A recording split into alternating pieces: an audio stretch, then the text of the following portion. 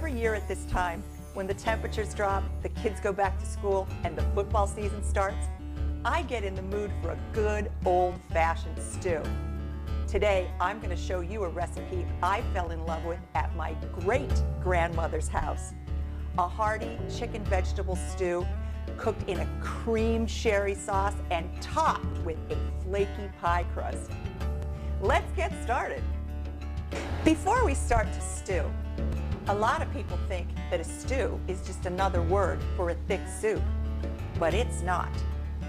When you're making a soup, you're starting with a pot full of liquid and you're adding your ingredients to it. When you're making a stew, you're starting with a pot, but it's got fat in it, and you're cooking your ingredients first and then adding your liquid or seasoned liquid to it. While many soups have a stew-like consistency, if they're made in a pot full of liquid, they're considered a thick soup, not a stew. I'm going to start by adding a half a cup of olive oil to a wide-bottom skillet. You can use a Dutch oven or even a cast iron pan if you want, as long as it's really nice and big. The next thing I'm going to do is I'm going to add about 6 cups of chopped onions. And when you're making a stew, you really want to chop your vegetables a little bigger than you would when you're making a soup. We want this to be really chunky and hearty. I'm also adding about 6 cups of celery. I'm going to add chicken, and it's diced. And when I dice chicken, I don't like my hands in goo, so I put it in a food storage bag, which makes cleanup a breeze. This is about 2 pounds of coarsely chopped chicken breasts, boneless, skinless breasts, and about 1 pound of boneless, skinless thighs that have been coarsely chopped. What you want is a total of 3 pounds of chicken, and it doesn't matter any combination of chicken that you want to put in there. What I'm going to add next is some thyme, some white pepper, and some salt. I'm going to stir all of this together to get the ingredients coated in the olive oil.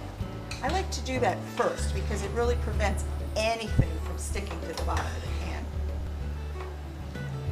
And I'll try to do this a little bit faster just for the camera. When all of these ingredients are thoroughly stirred together, I'm going to turn this over medium-high heat, and I'm going to let this simmer uncovered, and I'm going to stir it frequently until there's almost no liquid left in the bottom of this pan. And that's going to take anywhere between an hour and an hour and a half, depending on how hot your stove gets. While my chicken and vegetables are sauteing, I'm going to make the sherry cream sauce, and this takes less than 5 minutes. I've melted 4 tablespoons of butter over medium-high heat, and I'm going to add 4 tablespoons of flour, some salt, some pepper, and some nutmeg. This is basically called a roux. I'm going to stir this till it's thick and smooth and just a little bit brown in color. The next thing I'm going to do is I'm going to add 2 cups of chicken stock, preferably homemade, but if it's boxed stock, I'm not going to call the food police on you. I'm going to stir this to break up any little lumps that are left. And now I'm going to add 1 cup of cream.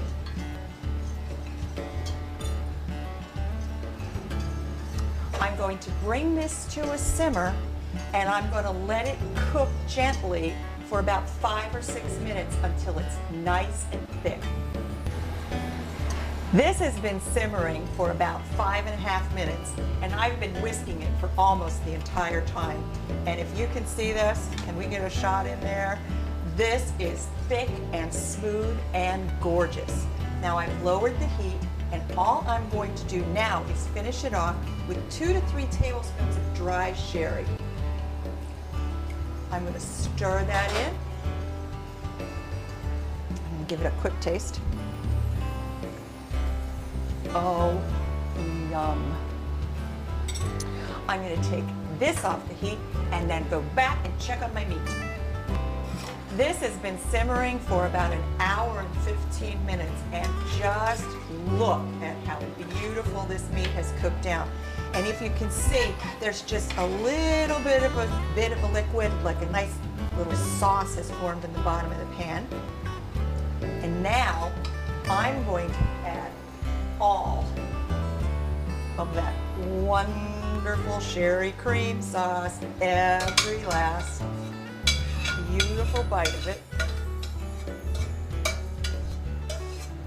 Oh, does that smell good? I'm going to add about 6 cups of cubed potatoes. I'm using gold potatoes. About 6 cups of carrots. Again, nice big chunky pieces. And a 1.5 cups to 2 cups of peas. And these were frozen.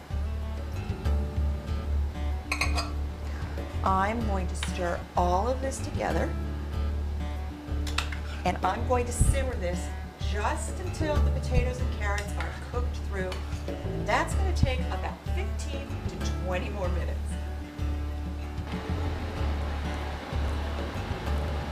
Oh, wow. This has been cooking for about 25 minutes or so. I can just tell these vegetables are perfectly cooked through. The stew is rich and creamy. I have nothing left to do except take this over to the counter, top it with pastry, bake it in the oven, and it's time to eat.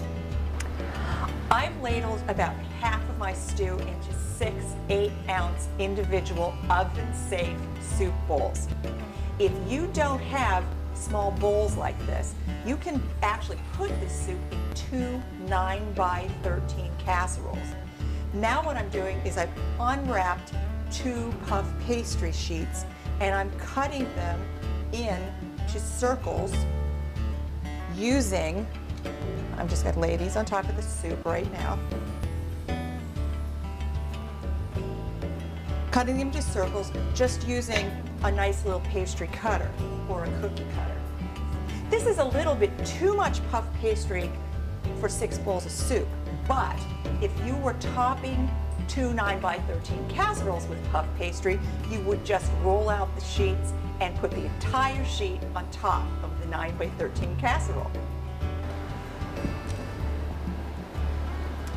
These look wonderful. I've beaten 1 egg with a tablespoon of water. I just used a fork and whisked it together. All I'm going to do is put a little bit of an egg wash. You don't want to drench it, but you do want to put a nice amount on the top, over the top of these 6 pastries. Now, if you don't have puff pastry or you can't find it in the grocery store, an ordinary pie crust can be used too. Okay, we're almost done. That's 3.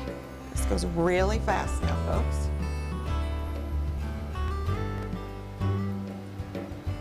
I am now just going to pop these in a 350-degree oven for about 12 to 15 minutes and let this pastry brown and puff.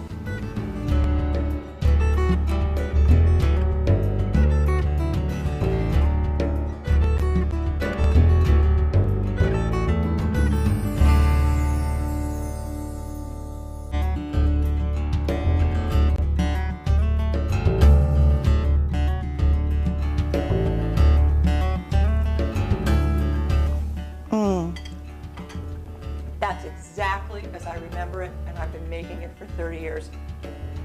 When I was back in my 20s, I asked my grandmother to give me great-grandma's recipe for chicken stew. Imagine my surprise when she said, "My dear, Grandma never made a chicken stew. She made rabbit stew." For these and all my recipes, just go to my website,